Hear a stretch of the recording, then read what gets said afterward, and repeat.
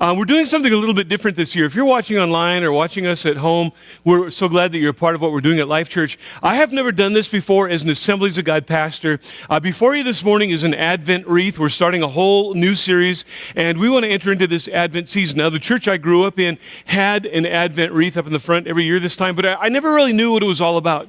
The Advent wreath really started about 500 years ago, and then about 200 years ago, it was the Lutherans in Germany that really took off with this idea of using the candles on the Advent wreath to count down the days and the weeks until Christmas came. And they would use a different colored candle to symbolize something different about Jesus Christ and the whole significance of Christmas. And so I thought, we're going to do that because the whole Advent wreath and the symbolism behind each of the candles is so powerful. It is so applicable to all of our lives. So each week we're going to count down until Christmas comes, and finally we light the white candle in the center of the Advent wreath. So it's a little bit like having a countdown clock, only instead of 10, 9, it's going to be 5, 4, 3, 2, 1, and it's going to take 5 weeks to get there. So anyway, we're going to count down until Christmas comes. The first candle that we light today is the candle of hope. Hope is just the whole essence of the Christmas season, isn't it? It's all about hope. It's the hope. And hope is really anticipating something that we long for, that we desire, or we expect to happen. That there's something in the future that's better than something in the present. All of us love to feel the emotion of hope. We've all hoped for something. We've hoped for the birth of a child. We've anticipated the birth of that child. All of us have waited maybe for family to come for the holidays. They just did. Maybe some of you hoped that they would leave again. We're hoping that family arrives again later on for the whole Christmas season. There's a hope and an anticipation for a job. Maybe there's a hope that he will call or that she will call, but we've all hoped in something that because of what we hope for, that things in the future are going to be better than the things in the present. Now, hope is different, a little bit different than optimism. Optimism is more of an attitude, but hope is a belief. Hope says, I know that what I'm hoping in and hoping for will make things better than they are right now. But I think if we were honest with one another, because we're all human beings and we go through the ups and the downs in life, we don't feel hopeful all the time. In fact, there are times when we feel desperately hopeless. Sometimes it is the trials of the present that dim the hopes of a brighter future. There is those feelings all around us when we see the Christmas decorations going up. They're playing the music on the radios. All of the store merchandising, everything going on around us culturally says we're supposed to feel hopeful and encouraged. But you and I both know that Christmas decorations and food and Christmas music cannot manufacture hope in our hearts. Because sometimes the hope is so thick that we have to press through moments and days in our life just to make it to nighttime when we put our head on the pillow and dream and hopefully forget about the things that are drawing the hope out of our lives. What do we do in those situations? All of us in this room have experienced it, the death of a relationship. It's a divorce. It's the separation of your parents. It's the diagnosis that came by way of phone call or a letter in the mail. It is looking at your children in the direction that they're going and the decisions that they're making. And you as a parent wonder, where have you gone wrong? And it is beyond your control, and there are things that happen in our life that seem to make us feel absolutely hopeless and discouraged. What do you do? What do you do with that? You can't manufacture hope. There's nothing that manufactures hope. But the culture that we live in, the world that we live in, the society that we live in, tries to manufacture an artificial hope to get us through those difficult times. It might be a habit. It can be an addiction. It can be a relationship. It can be a possession. It can be a person. It can be a job. It can be a career. It can be money. All kinds of things that we try to amass to ourselves and bring into our life to try to build hope and get us through the difficulties of life. But if you've gone through any amount of life at all, you already know that that doesn't work permanently. And so what do we do in those situations? We need Christmas. When Jesus was born, the world was as dark and black as it is today. And the blackest part of the world was right where the people that Jesus would come to first, where they lived. It was blackest in the nation of Israel. Israel no longer had any sort of national identity. It was all gone, and now they were occupied by the nation of Rome. It was a hopeless situation. I can only imagine as three wise men make a journey for hundreds of miles following the star that they saw, the hope that was inside of their heart because the Messiah had come. When two people that waited on God in the temple knew about the birth of Jesus, there was hope in their hearts for a brighter future because of the darkness of the day.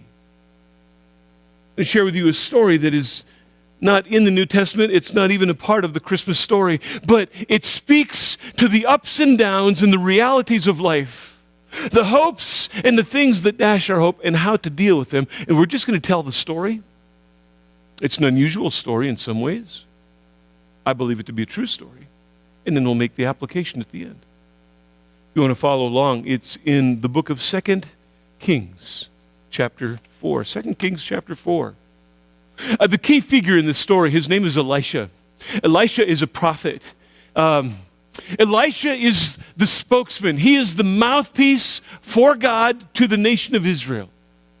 Wherever Elisha went, he bears the presence of God. He bears the power of God. Miracles followed. You read about the life of Elisha and all the miracles that would follow, and we're going to read about one of those today when we read through the Word of God.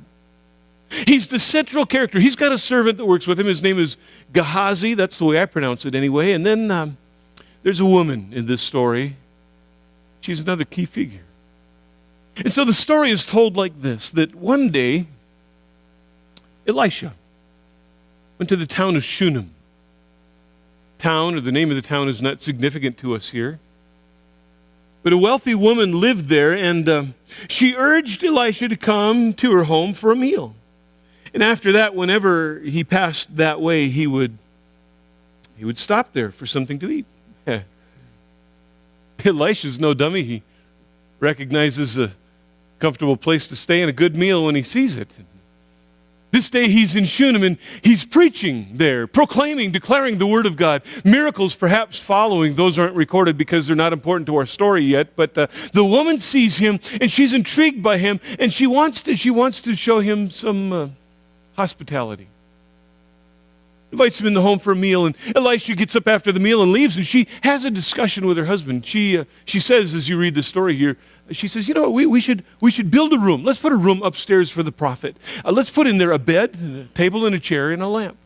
That way, the next time he comes back through, he's at least got a place to stay. So they do, in Elisha's room.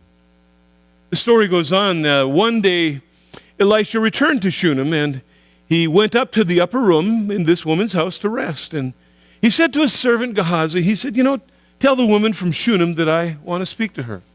I'm not sure as I read this story here why Gehazi's got to be the mediator. I don't think there was any kind of a language barrier going on. But nonetheless, Gehazi is the servant and Elisha is the man of God. He represents and bears the presence and the power of God.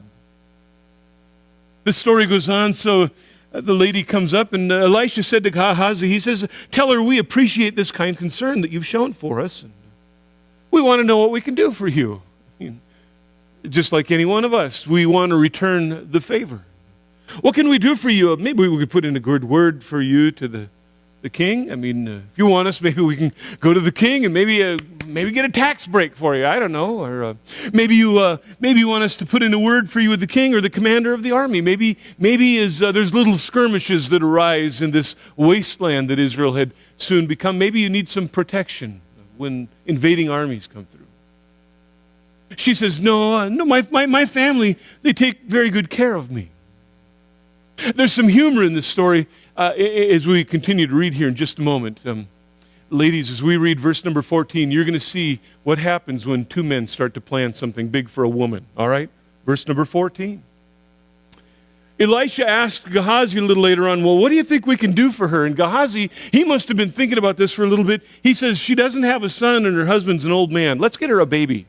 I mean, that's kind of the conclusion. We're not practical. We're not thinking maybe a gift card to a department store or maybe some new appliances for the kitchen. She doesn't have any kids. Let's get her a baby. Well, he says, we'll call her back in again. Verse 15, Elisha told him. And when the woman returned, Elisha said to her as she stood there in the doorway, he says, guess what? Next year at this time, you're going to be holding a son in your arms. Her response is so telling. No, my Lord, she cried. Oh, man of God, don't deceive me and get my hopes up like that. We don't know the age of this woman, but it was obvious in the length of the time she'd been married to her husband, no children had come about, a scorn of shame. It was a dim spot in their marriage. It had been maybe a source of contention because she couldn't give her husband a child. It was a hope, it was a dream, it was a longing, and it was a desire. And here Elisha says, next year when I come back, you're going to be holding a baby in your arms. And she's in disbelief. Don't you be playing around with my heart like that. If you're not serious, don't you even say such a thing. Well, the story just goes on and says, but sure enough, the woman soon became pregnant. Funny how those things happen, isn't it? And at that time, the following year, she had a son, just as Elisha said. If this was a movie, it is a bright day. The nursery is warm with light and the music is happy. And there sits mom in her rocking chair nursing this newborn child. And it is a happy day.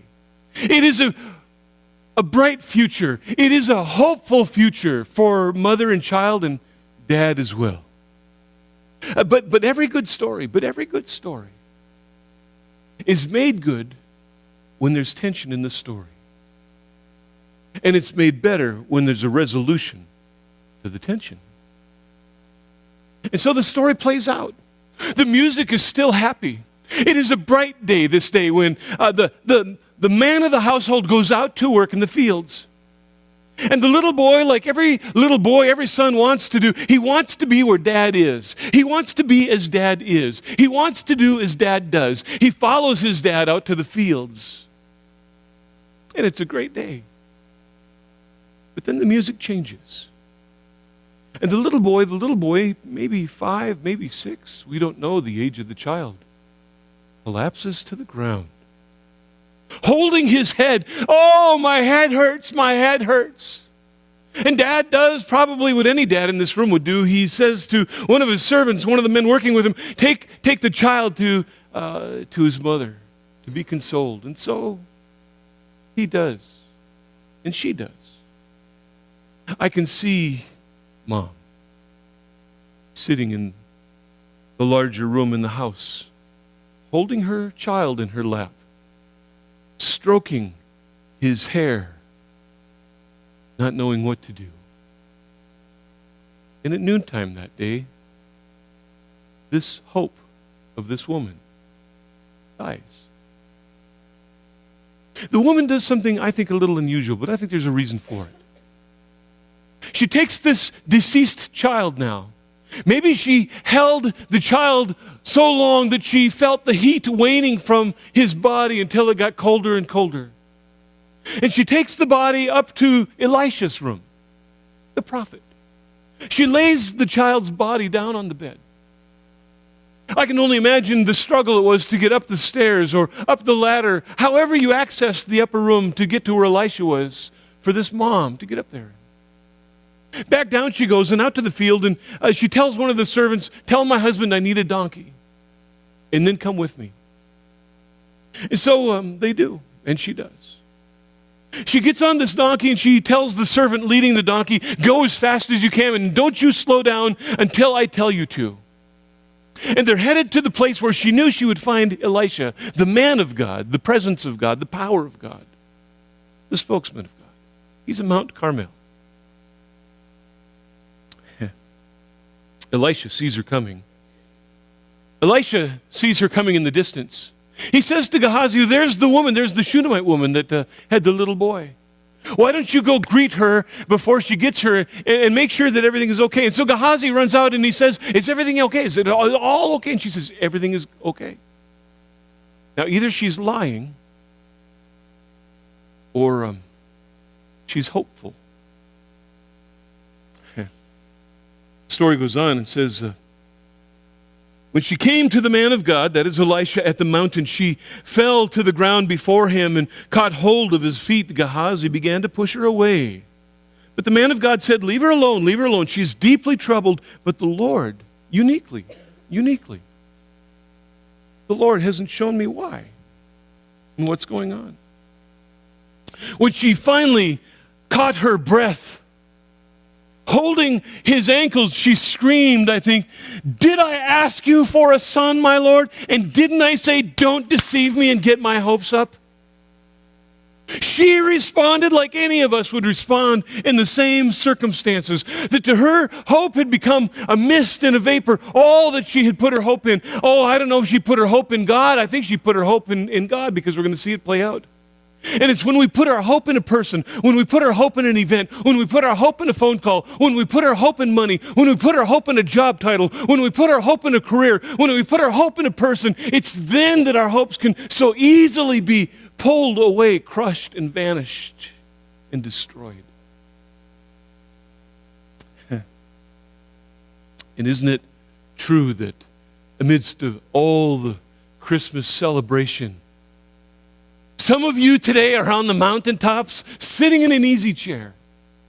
Some of you are rolling down the mountains, tumbling headlong because of some news, some event that just took place in your life, and you're not sure when and how you're going to land at the bottom. Others are in the pit in the bottom of the valley. Some are still trying to climb up the mountain again, grabbing a hold of whatever they can grasp, holding on to something that will give them hope until eventually they can get to the top again. This Christmas season, this holiday season looks different than last year's, doesn't it? The circumstances have changed. The job has changed. Your marriage has changed. People have moved away, or you have moved here. It's all changed. Elisha says to Gehazi, he says, take my shepherd's staff, take my staff. I'm going to go, but take my staff. Don't talk to anybody on the way. You just get to her house, and when you get there, I want you to take my staff and lay it down upon the child's face. The hope is, the desire is, the assumption is that when he lays the staff on the child's face, the child is going to regain life again.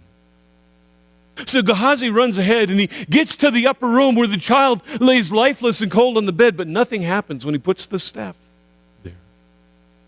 The story goes on that when Elisha arrived, the child was indeed dead, lying there on the prophets.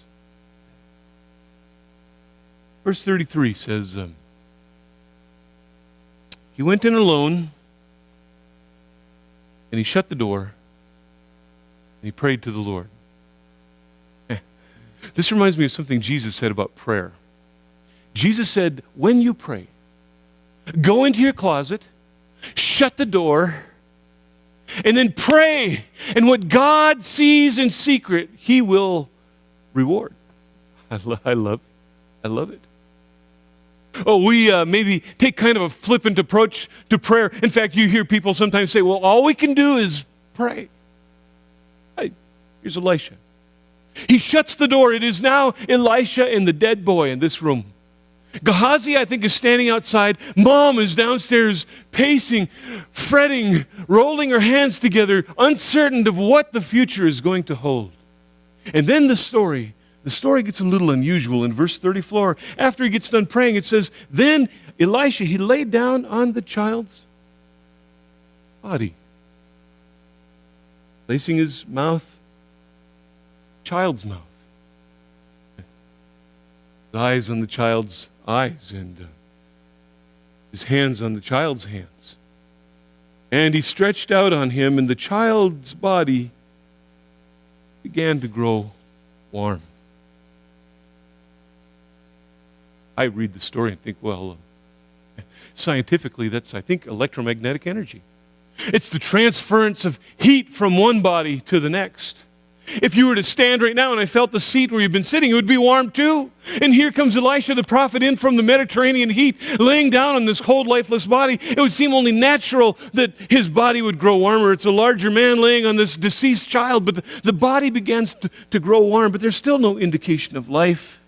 The story goes on in verse 35. Elisha, he got up and he walked back and forth across the room once more.